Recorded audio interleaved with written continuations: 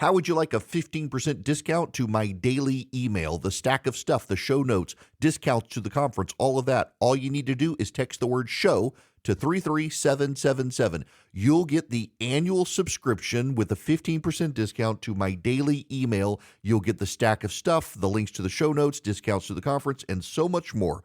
All you have to do is text the word show, SHOW, to 33777. Text show to 33777.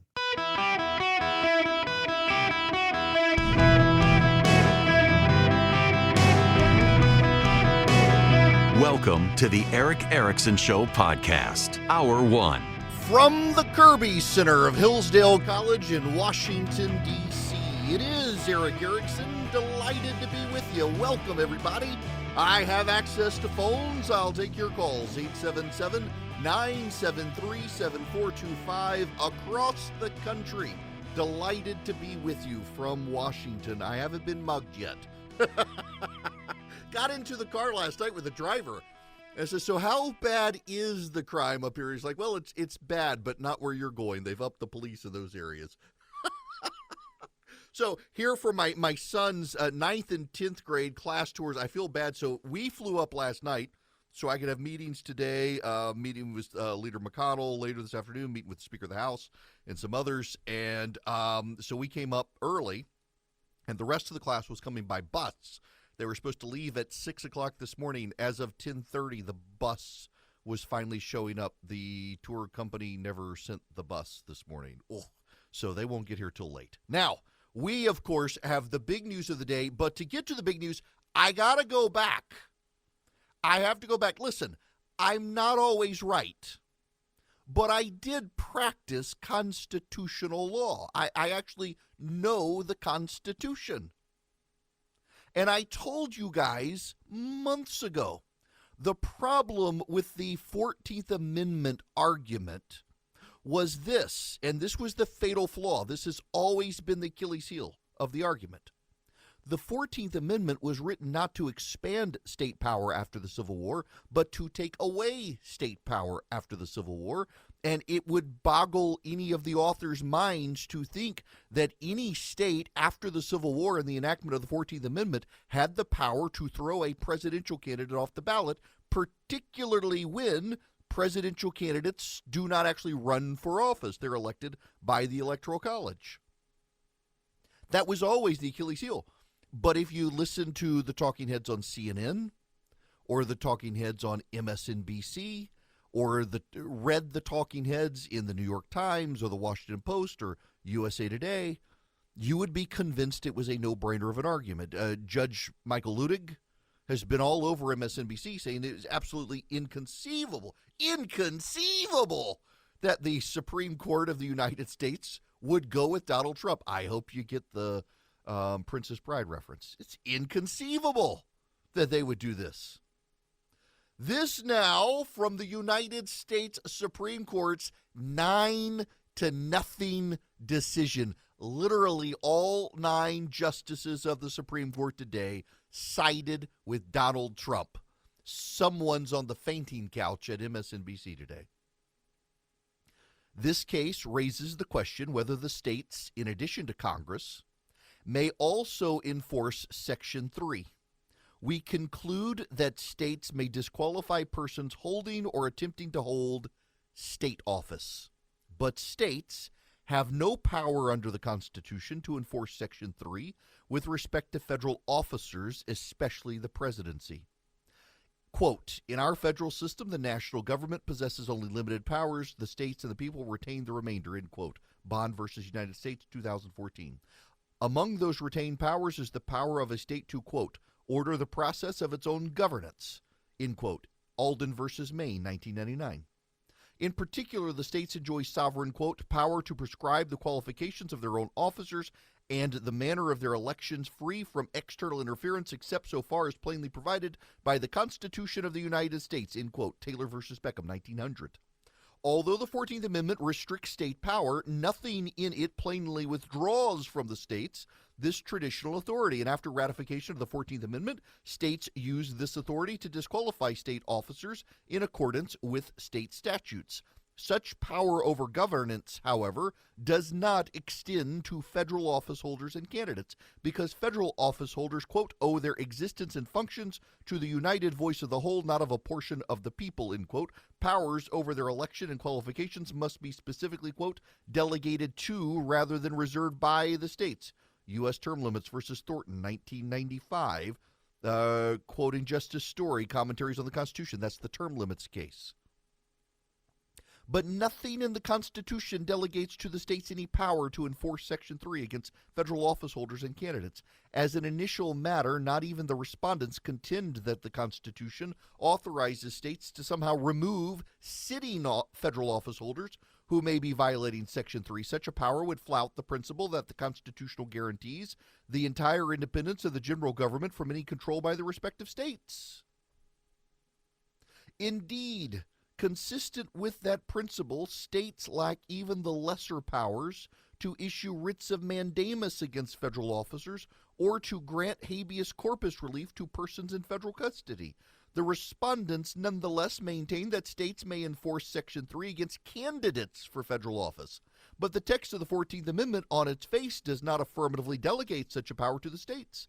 The terms of the amendment speak only to enforcement by Congress, which enjoys power to enforce the amendment through legislation pursuant to Section 5. This can hardly come as a surprise, given that the substantive provisions of the amendment embody significant limitations on state authority.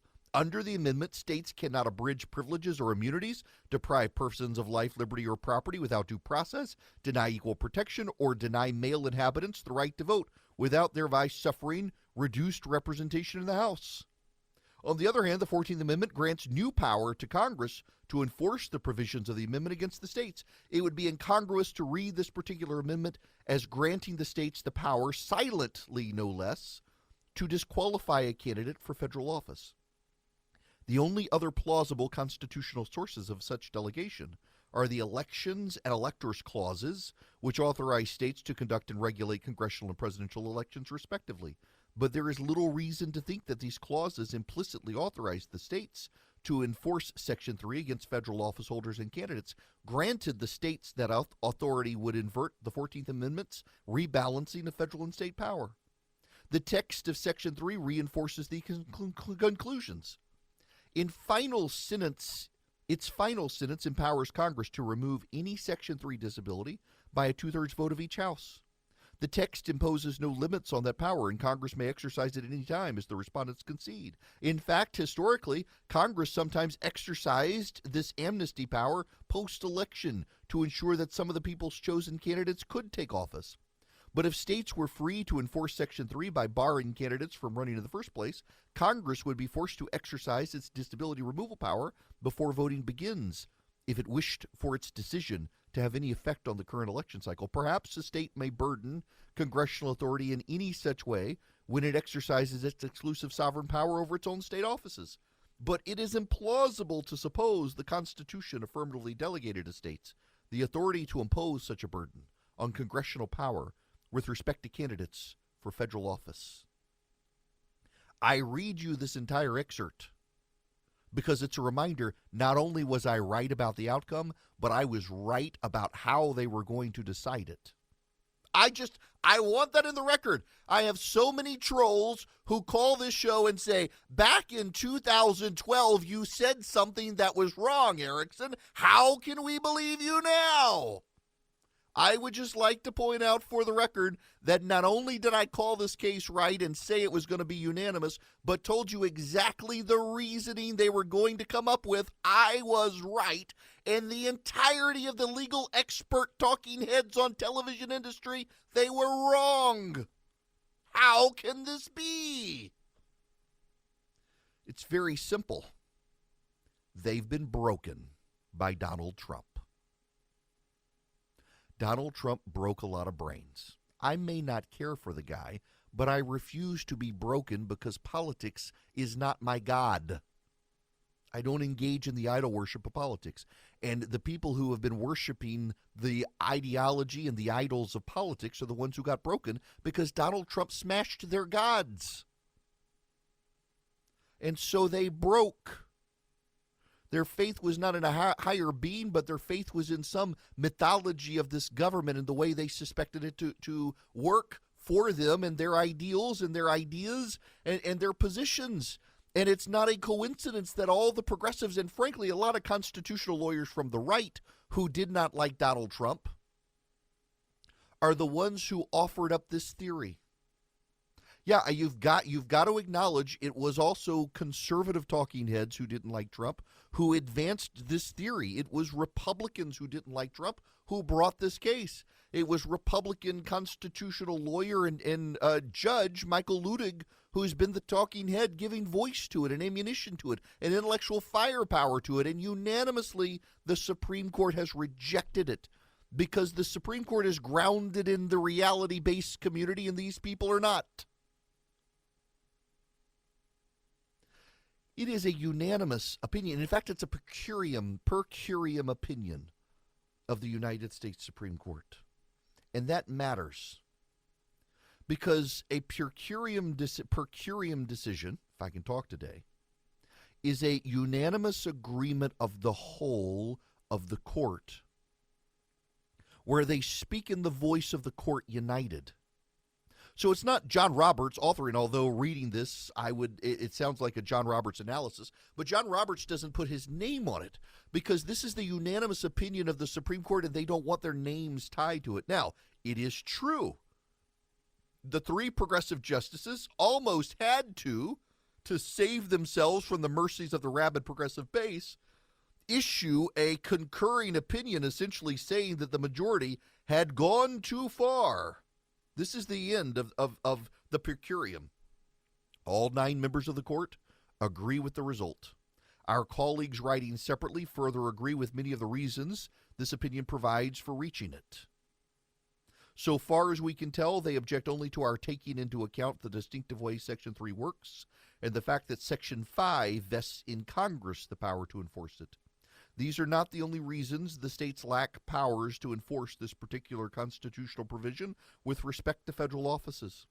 But they are important ones, and it is a combination of all the reasons set forth in this opinion, not, as some of our colleagues would have it, just one particular rationale that resolves this case. It is our view, in our view, each of these reasons is necessary to provide a complete explanation for the judgment the court unanimously reaches. The judgment of the Colorado Supreme Court is reversed. The mandate shall issue forthwith. Justice Barrett writes in concurrence, the majority's choice of a different path leaves the remaining justices with the choice of how to respond. In my judgment, this is not the time to amplify disagreement with stridency. The court has settled a politically charged issue in the volatile season of a presidential election, particularly in this circumstance. Writing on the court should turn the national temperature down, not up. For present purposes, our differences are far less important than our unanimity. All 9 justices agree on the outcome of this case. This is the message Americans should take home. Now, the 3 progressive justices end this way. Section 3 serves an important though rarely needed role in our democracy.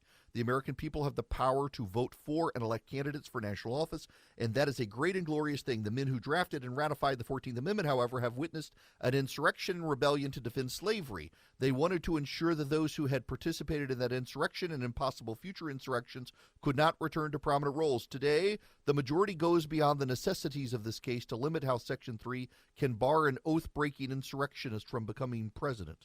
Although we agree that Colorado cannot enforce Section 3, we protest the majority's effort to use this case to define the limits of federal enforcement of that provision. Because we would decide only the issue before us, we conclude only in judgment.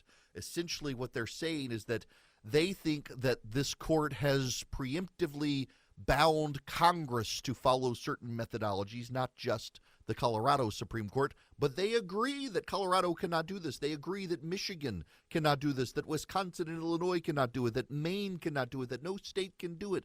They agree. The talking heads lost. MSNBC hardest hit. The bottom line is that the legal scholars of America and the talking heads on television refuse to exercise any level of humility that they should be exercising in these sorts of cases. I got it right, your host, They, the legal experts, the constitutional scholars who teach in law schools, got it wrong. I wonder why that is. In a unanimous opinion of the court, you can't say it was partisanship on their side, but maybe it was on the side of the legal scholars. We'll be right back. Welcome back. The phone number, 877-973-7425. Should you wish to be on the phones, as always, text ERIC, E-R-I-C-K, to 33777. You can sign up for the daily email, the show notes email, the podcast, the live stream. Follow me around social media. Y'all, the pizza oven, I got it. I put it together. I made great pizza. Except for my own. It stuck and fell apart. It looked like a burned amoeba. But everybody else's pizzas turned out great. Gonna be making more. Now, okay, to go back to this Supreme Court case. The story here really is the lack of humility by the expert class and the media in America. They have exaggerated climate change and gotten it wrong. They got this Supreme Court case and so many other Supreme Court cases wrong. They've downplayed the rise of left-wing anti-Semitism in the country and overplayed their hand on right-wing anti-Semitism. Then there's COVID. They got so much about COVID wrong. They didn't correct themselves as the data changed, as the virus evolved. They doubled down on their original findings. Despite a virus was changing, they wouldn't. They lack humility. They have unearned credibility. They continue to ruin their credibility, and they are taking the media down with them. Look even now at the left-wing commentary on the Fani Willis case in Georgia, how much clearly they're getting wrong about that case. I don't know what the judge is going to do, but so much of the original speculation was wrong. So much of it has changed. They lack humility. And it is undermining them, which is good. But it's undermining truth itself, because when they claim to be telling us the truth and they're not, people go looking for other things. In a postmodern age, when there's your truth and my truth and people don't pay attention to the real truth, it undermines what really is true, particularly when the experts try to censor things that are true that may disagree with them and prove them. You know, we could all stand to be a little more humble and exercise some humility. They, in particular, could really use to exercise humility, and I don't think they will. Now, speaking of exercising things, I want you to exercise your right to go to Stamps.com and use them to save money when you're shipping. When you're sending packages, you can save up to 89% off UPS and post office rates with Stamps.com. All you got to do is go to Stamps.com, click on the microphone, and put in my name, Eric, E-R-I-C-K. You can sign up. There's no long-term commitment. There's no contract to sign, and you get access to their portfolio for being able to connect into the UPS and post office shipping. So you get the cheapest options, the fastest options. All you need is your mobile device or a computer and a printer. You print your labels, you get shipping. You can even order your supplies from Stamps.com. They've got great rates on their supplies as well. And then arrange pickup at your home or office so you never have to stand in line. Do you really want to go stand in line at the post office with all those germy people? No. You schedule pickup at your home or your office. You go to Stamps.com, you click on the microphone, and you put in my name, Eric, E-R-I-C-K. You get a free digital scale, you get some free postage. You have no contract to sign, folks. You save time, save money with Stamps.com. It's a wonderful thing to use as a small business or an individual who ships a lot. Stamps.com, click the microphone, put in Eric, E-R-I-C-K. Get shipping and saving today. Welcome. It is Eric Erickson here across the nation, coming to you live from the Kirby Center of Hillsdale College in Washington, D.C. I'll be off tomorrow and Wednesday taking a group of 9th and 10th graders around D.C. Your prayers are appreciated. May God have mercy on my soul. The phone number, 877-973-7425. Before I go on to anything else, can I just talk about the Caitlin Clark? I'm not calling her Caitlin Collins. In my notes, I wrote Caitlin Collins from CNN. Caitlin, don't want to make the Nikki Haley mistake. Caitlin Clark, God bless her. She's broken Pete Maravich's record in the NCAA in basketball. But can I just say there's got to be a footnote for that? Rushing to, in the media, to make men and women's sports equal, even though they're not. They've left out some key caveats in Caitlin Clark breaking Pete Maravich's record. Now, you should know I'm from Louisiana. LSU plays at the Pete Maravich Center at LSU. It's named for him. She's broken his records, except she hasn't really. As the media's rushing to do this, let's put this into perspective. Pete Maravich played basketball before the invention of the three-point line. And he only played 3 seasons. And he played against men. Now, some will respond and say, but he played in a segregated sport at the time in the SEC. That's true. But consider it is now 2024 and his record has just fallen. It holds up over time. And his record, you can't really say has really fallen when he was able to pack it in 3 seasons without a three-point line. So look, this isn't to undermine her. She's a phenomenal basketball player. She is clearly a phenomenal basketball player. But in this rush to equalize the sports and, a woman's better than a man, you got to put all the asterisks in there. Well, there was no three-point line, and he did his record in 3 seasons. It's taken her longer to get there.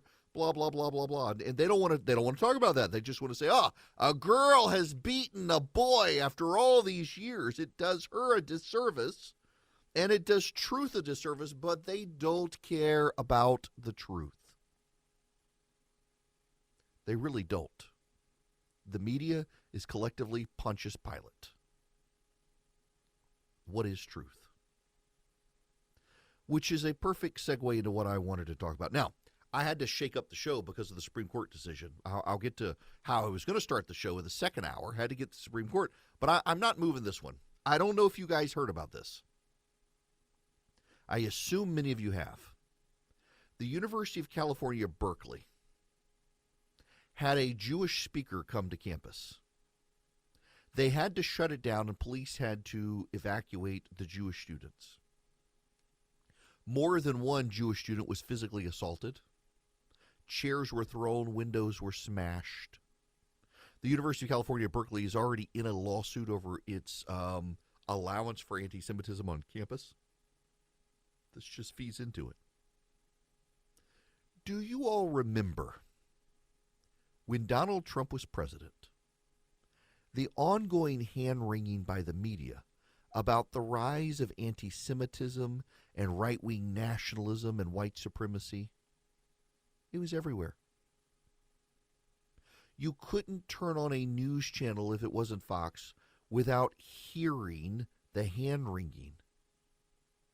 Ever since the Charlottesville, Virginia situation, the media has chosen to lecture us. They've wanted us to know the FBI says the rise of right-wing nationalism and the threats from the right, the greatest national security threats in this country other than global warming. And even then, global warming is only caused by a bunch of privileged white people, so it's all white power tied together. That and farting cows. Maybe the cows are white nationalists. No, I'm not gonna bring relatives into this discussion. So my son's in studio with me. He's looking at. I can't bring that up. Can't bring that up. The media focuses on these things, but it turns out the anti-Semites are full up on the left. They're in the progressive causes. They're in the progressive activists. They're in the colleges. They're in the Ivy League. And notice how the media has chosen to stop covering it. It's like the anti-Asian violence. So white dude in Atlanta, Georgia is going to Asian massage parlors, not for massages, but for sex. He's addicted. He claims to come to Christ. He can't get over his sin. He can't get over his sexual addiction. And so the way he processes this, because he's crazy, is he goes and kills all the prostitutes at the Asian massage parlor. Notice, by the way, to this day, when we lament the victims of the massage parlors and stuff, no one in the media has wanted to have a conversation that actually these Asian massage parlors were houses of prostitution masquerading as massage parlors. They don't want to talk about that. They want to talk about the white guy and the anti-Asian hate until it turns out the FBI data, the data shows that the overwhelming majority of violence against the Asian community, the the AAPI community, the Asian American Pacific Islander community, a made-up census term. The overwhelming majority of that violence is conducted by young black men. If you are Asian and assaulted in the United States, the odds are going to be the assailant is a young black man.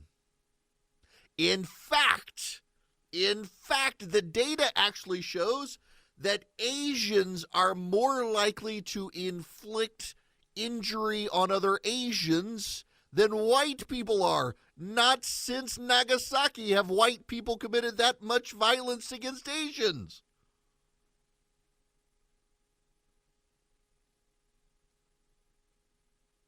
The overwhelming majority of it is young black men.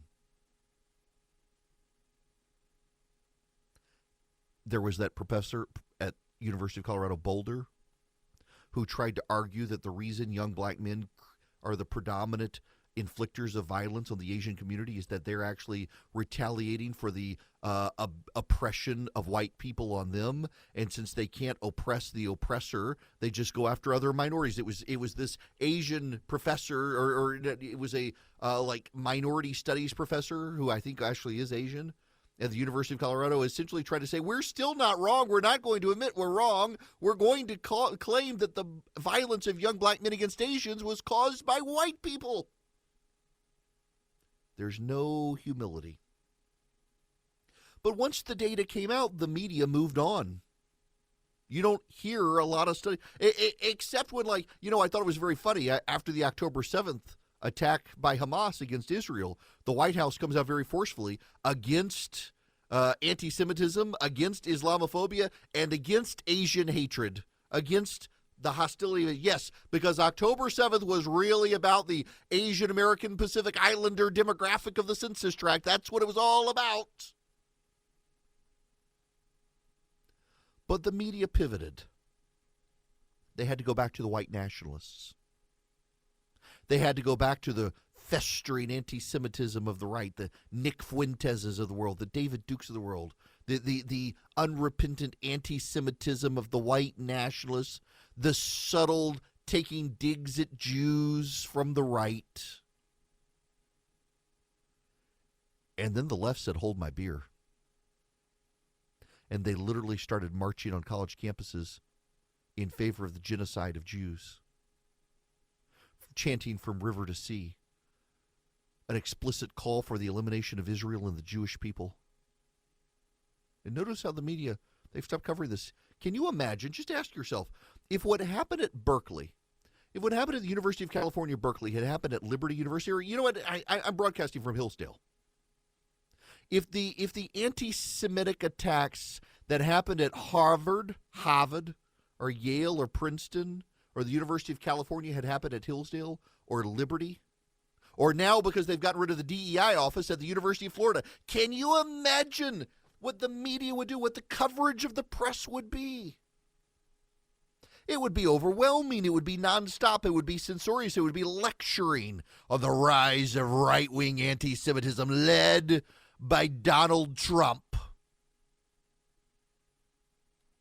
But instead it's happening at Berkeley and Harvard and Princeton and Columbia. It's happening at the Ivy League. It's happening in the circles of the left. It's happening on the recruitment farms of the media. The Washington Post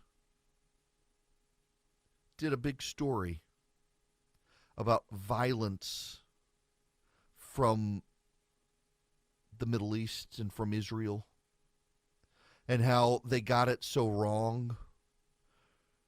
Palestinian babies were being killed. Turns out they got it all wrong. Published in the Washington Post late on December 2nd. And updated the following day. It's a gripping saga of what happened 3 weeks earlier to a handful of Palestinian infants in neonatal intensive care of Gaza City's Al Nasser Children's Hospital when the facility staff and patients were forced to evacuate. A story so powerful and emotive it made headlines around the world. The 1,368-word article by reporters Miriam Berger, Evan Hill, and Hazim Balusha is in reality a mashup of three interconnected stories. First is the he said, she said between military spokesmen for Israel, the Red Cross, and the hospital administrators. Second is the story of an unnamed male nurse who was faced with the terrible decision of choosing among a group of premature infants to take with them and which to leave behind on oxygen respirators. And the third are the intrepid journalist's shocking discovery 2 weeks later of the infant's decomposed body still connected to machinery but mauled by dogs and covered in insects. Turns out,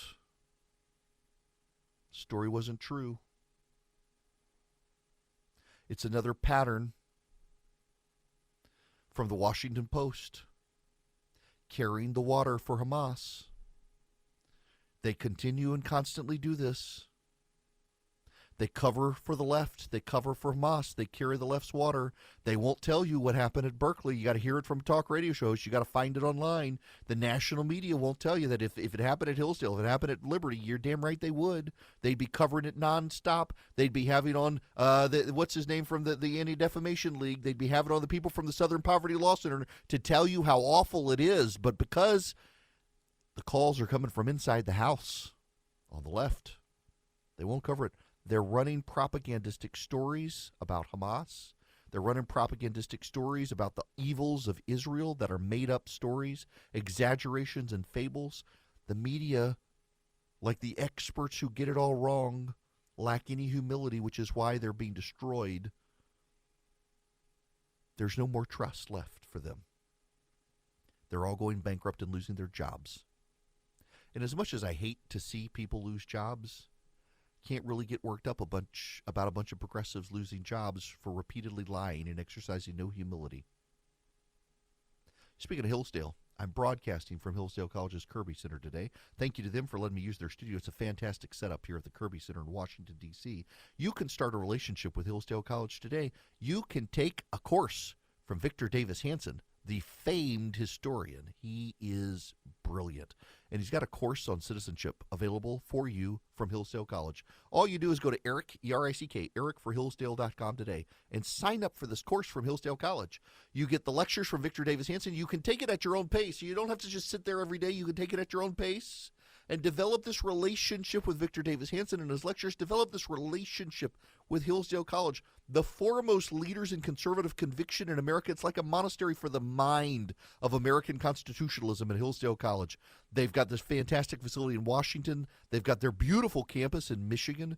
And they've got the World Wide Web to share with you around the country to evangelize the greatness of America and constitutional conservatism, classical education. And you can get started with Victor Davis Hanson at no charge to you. Go to ericforhillsdale.com today. Sign up. Put in your email address. Develop your relationship with Hillsdale College.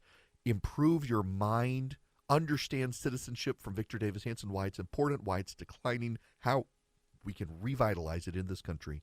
Hillsdale College, the website, Eric, E-R-I-C-K, ericforhillsdale.com. Go sign up today. We'll be right back. Hello there. Welcome. It is Eric Erickson here. So let me back up here just to reset. By the way, the phone number 877-973-7425. I'm in Washington, D.C. I'm at the Kirby Center of Hillsdale College. My son's with me. He gets to see me do my show in studio today. He's waving. He says hi. Bored out of his mind as Dad does his show. Trying to keep it entertaining for him. So we're doing school tours tomorrow and Wednesday. So tomorrow we do the Iwo Jima Memorial, Arlington National Cemetery, Ford's Theater, Smithsonian Museum of American History, and then a walking tour of the Lincoln Memorial, Korean, Vietnam, World War II memorials, so long as we don't get mugged.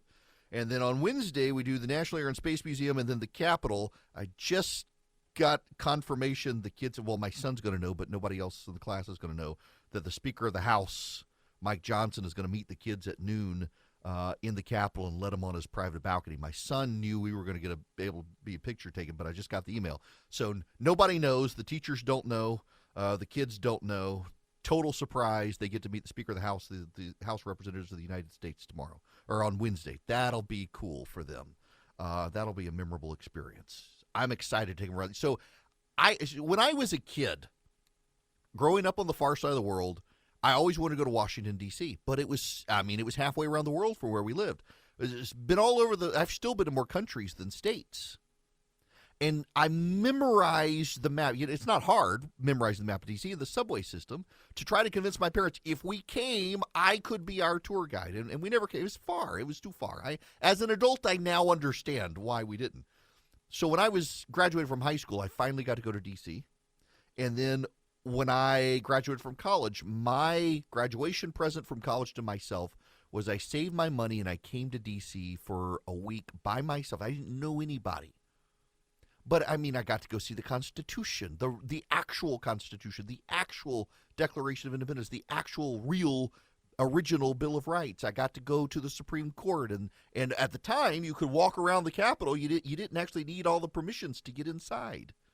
And I love this city. I love the Republic. I love our capital. It's a gorgeous, gorgeous city. Now, is it a crime-infested third world hellhole? Yes, but it's ours, and I love it. I love London. I love Paris, but I love Washington, D.C. It has a special place in my heart. The museums are some of the best in the world. It's a very walkable place. It does have great public transportation if you need it. You got Arlington National Cemetery. It is the coolest place to me. I have a passion for being in the city and knowing all the things to see, knowing the little secret tour to see the bullet holes from the 1812 War of 1812 in the Capitol. There are certain stairwells where the British were firing their rifles, and you can still see the bullet holes in the wall. There's the catafalque that Abraham Lincoln's body was in. If you know the right stairway to turn around and see, you can see where the body is. It's just, y'all. I love being in the city. It's fun to me. I'm glad I don't live here. I wouldn't want to live here. So the best advice I ever got, my buddy Brent Bozell of the Media Research Center told me, do not ever move your family to Washington, and I never did. And I haven't been up here to visit in a long time. The last time I came up was October 2022 was the last time I came up here. I used to come up every week. I used to live up here. I had a house in Middle Georgia and would fly back and forth every week.